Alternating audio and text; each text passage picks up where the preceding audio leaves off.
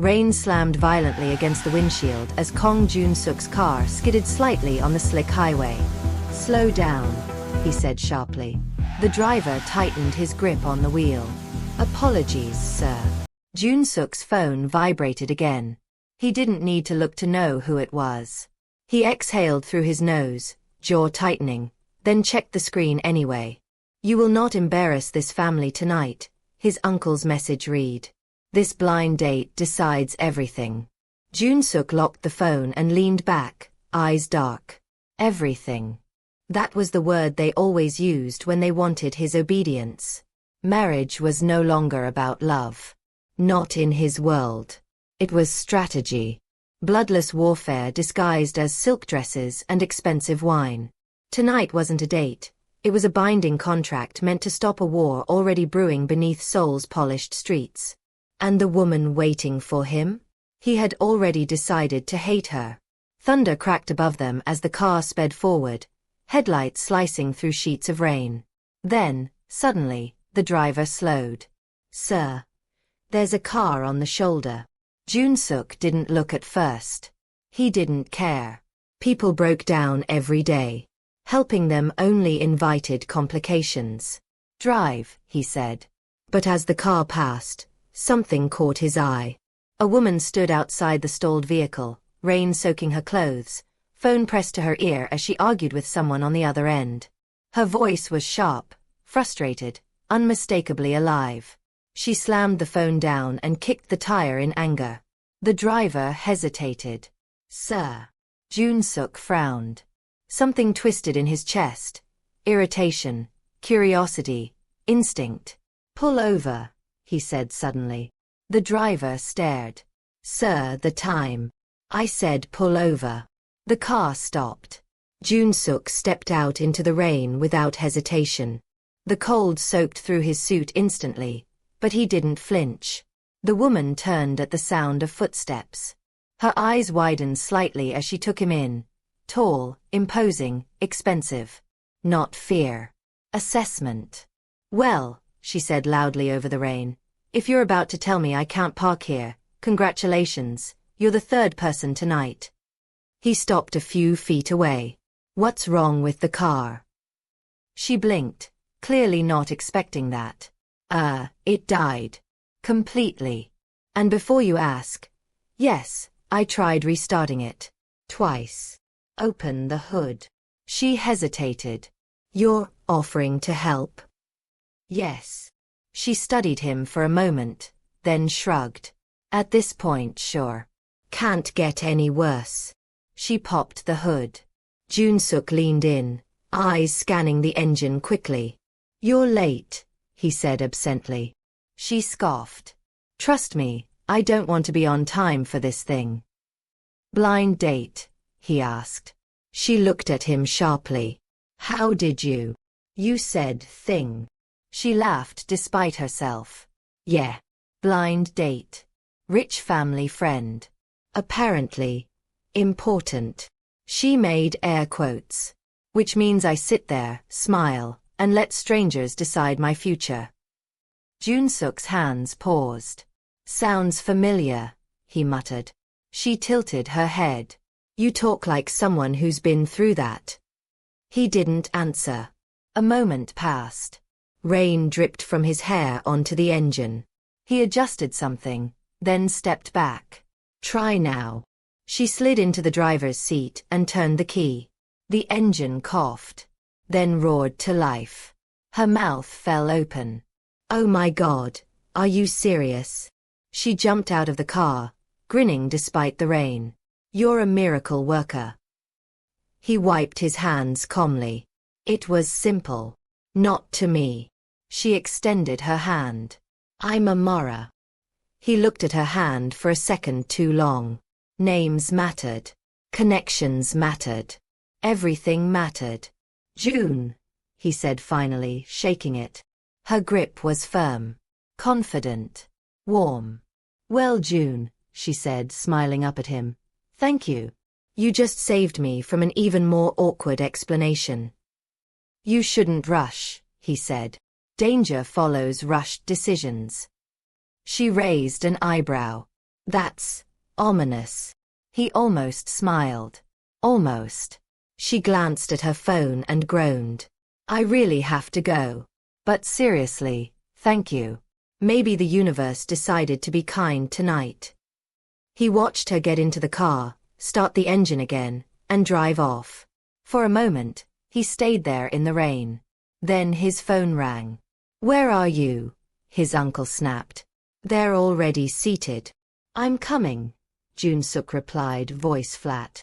He got back into the car.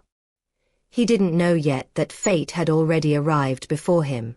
The restaurant was sealed tight with private security, the kind of place where no one spoke too loudly and no one asked questions. Jun-suk stepped inside, rainwater dripping from his coat. Sir, one of his men murmured. Everything is prepared. He nodded and walked toward the private room. The door slid open. And the world tilted. Amara looked up from her seat. Their eyes locked. The color drained from her face. You, she whispered. Jun-suk stopped breathing. For half a second, no one spoke. The air thickened, heavy with disbelief. This is some kind of joke, she said quietly, standing. Right. His uncle laughed. Ah, so you've met already. How fortunate. Jun-suk didn't take his eyes off her. This, his uncle continued, is Kong Jun-suk. And this young lady is Amara Okoye. The name hit him like a bullet. Okoye. His mind raced instantly. Files, warnings, whispered threats. A family deeply tied to offshore money laundering. A rival syndicate's lifeline. A woman marked without knowing it. Amara swallowed hard. You're him. Yes, he said finally. The room seemed to close in around them. Dinner began, but neither of them tasted a thing. She leaned toward him, voice barely audible. You didn't tell me you were this. You didn't tell me your last name, he replied. Her eyes narrowed. You checked. I had to. She leaned back, arms crossing. So what is this really about? He met her gaze. Survival. A sudden crash echoed outside the room. A tray dropped. Too loud. Too close. Jun-suk's instincts flared. He leaned toward her, voice low and urgent. Do exactly what I say. Don't ask questions. Her heart pounded. Why? Because, he said, eyes scanning the room, someone here doesn't want you alive. Her breath hitched. And in that moment, Amara realized the blind date she never wanted had just become a death sentence. Amara's fingers tightened around the edge of the table. Someone doesn't want me alive, she whispered. Jun-suk didn't answer immediately. He lifted his glass calmly, took a slow sip, and set it down as if nothing in the room had changed. Only then did he lean closer, his voice barely moving his lips. Breathe, he murmured. If you panic, you confirm it. Confirm what? She asked through clenched teeth. That you matter. Her chest rose and fell unevenly. You're not making this better. I know, he said. But I'm keeping you alive. Across the table, one of the older men laughed loudly at something unfunny. Jun-suk's uncle watched everything with sharp, knowing eyes. Amara forced a smile she didn't feel. So let me get this straight, she muttered. You fix my car, disappear, then reappear as some kind of crime king? Mafia boss, Jun-suk corrected quietly. She shot him a look. That was not an invitation to clarify. His mouth twitched.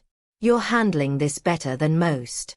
That's because I think I'm in shock. Dinner dragged on, each minute stretching painfully. Every time someone shifted, Amara flinched. She could feel eyes on her. Measuring, calculating. Finally, the elders stood. We'll give the young people time to talk, Jun-suk's uncle said smoothly. Get to know each other. The door slid shut behind them. Silence crashed down. Amara pushed back her chair instantly. Okay. No. You don't get to drop a someone wants you dead bomb and then sit there quietly. Jun-suk stood as well. Lower your voice. Why? She snapped. So your assassins don't hear me? He stepped closer, his presence overwhelming. Because if you shout, you die faster. Her breath caught. Is this about my family? She asked, anger replacing fear. Because I don't run their business. I don't even agree with half of what they do. It doesn't matter, he said. Your blood does. She laughed bitterly. So I'm a target because of my last name? Yes. She shook her head. This is insane. I know. They stared at each other, tension thick enough to choke on. Why help me? She asked suddenly. Back on the road. You could have driven past. He didn't answer right away. I don't know, he admitted finally. Something told me not to. She swallowed. Congratulations. That instinct might get you killed too. A sharp knock interrupted them. Jun-suk's body went rigid. One of his men entered quickly, bowing his head. Sir. There's movement outside. Unscheduled. Jun-suk's jaw tightened. How many? Too many to be coincidence. Amora's heart slammed against her ribs. What does that mean? It means, Jun-suk said evenly, someone leaked your presence. Her eyes widened. You think it was your uncle? I think, he said, grabbing his coat, that you're leaving with me now. What? She hissed. I can't just. You can if you want to live. Another voice cut in from the doorway. Leaving so soon? Jun-suk's uncle stood there, smiling. Amora felt cold all over. Just giving Amora some air, Jun-suk said calmly. His uncle's gaze slid to her. My dear, are you comfortable? Amora hesitated. Jun-suk's hand brushed her wrist, a warning, light but firm. I'm fine, she said carefully. His uncle smiled wider. Good. Tonight is important. Don't disappear. Jun-suk met his gaze. We won't. They walked out together. The moment the doors closed behind them, Jun-suk's pace quickened. Where are we going? Amora demanded. My car. Is that safe? No, he said honestly. But it's safer than staying. Gunfire exploded in the distance. Amora screamed as Jun-suk yanked her behind a pillar. Stay down, he ordered. Her body shook. This is real. This is actually happening. Yes. Shots echoed closer now. Chaos erupted as guests screamed and scattered. Jun-suk pulled a gun from beneath his jacket. Her eyes locked on it. You carry that on dates? Only the dangerous ones. He grabbed her hand. Run when I say run. I don't run well in heels. Then don't fall. They sprinted. A bullet shattered glass behind them. Amara stumbled, panic surging, but Jun-suk caught her, dragging her forward. They burst into the parking garage. Get in, he barked. She dove into the passenger seat as he slid behind the wheel. Tires screeched as they shot forward, bullets pinging off metal. Amara sobbed, gripping the seat. I didn't sign up for this. Jun-suk swerved sharply. I know. They sped into traffic, weaving dangerously. Who is trying to kill me? She cried. Your father's enemies, he said. And mine. She stared at him. So this blind date. It was never about peace. No, he said grimly. It was about control. Sirens wailed behind them. Jun-suk turned suddenly, disappearing into a narrow side street. The city swallowed them. Silence fell, broken only by Amara's ragged breathing. She laughed hysterically. This is unbelievable. You're alive, he said. That's what matters. She turned to him, eyes blazing with fear and fury. You don't get to decide my life for me. He met her gaze. Then help me protect it. Her voice cracked. What if I don't want this world? You don't get a choice, he said softly. Not anymore. Tears spilled down her cheeks. I just wanted dinner.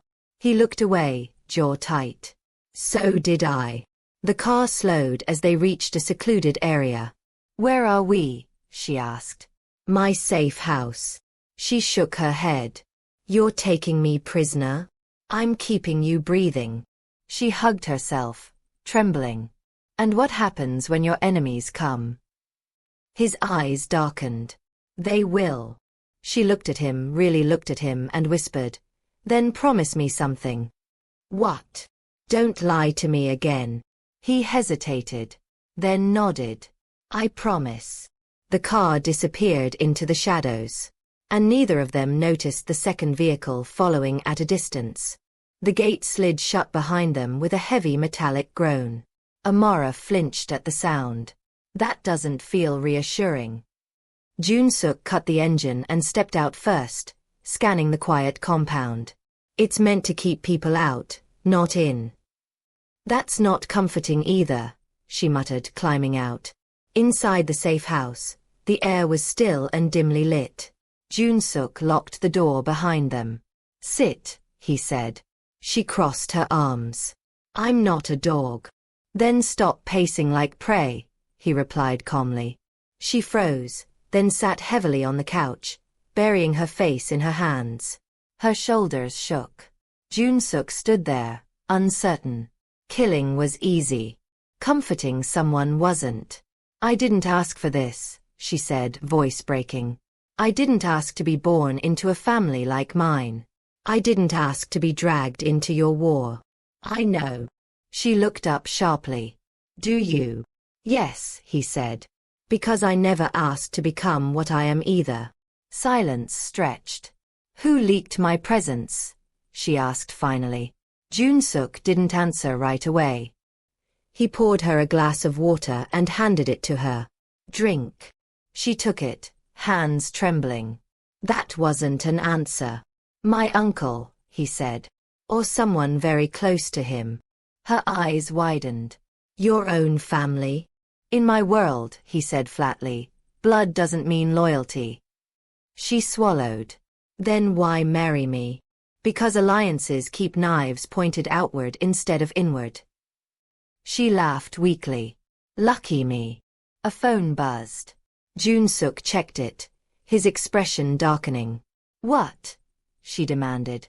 They found us faster than I expected. Her heart dropped. Already? Yes. She stood abruptly. Then we leave. We can't, he said. Running confirms guilt. Staying buys time. Time for what? She snapped. For you to decide, he said quietly. If you trust me. She stared at him. Trust you? I met you hours ago on the side of the road. And I've kept you alive every minute since. A loud bang echoed outside. Amara screamed. Jun-suk shoved her behind him as gunfire erupted. Bullets tore through the windows. Stay down, he yelled, returning fire. The house shook. Glass shattered. Alarms blared. This is insane, she cried. He fired again, movements sharp and controlled. Go to the back room. Now. I'm not leaving you. Amara. She ran. Jun-suk fought like a machine, precise and ruthless. When the shooting stopped, silence fell abruptly. He checked the windows, breathing hard. Jun-suk, she called. He hurried to her. They're gone, he said. For now.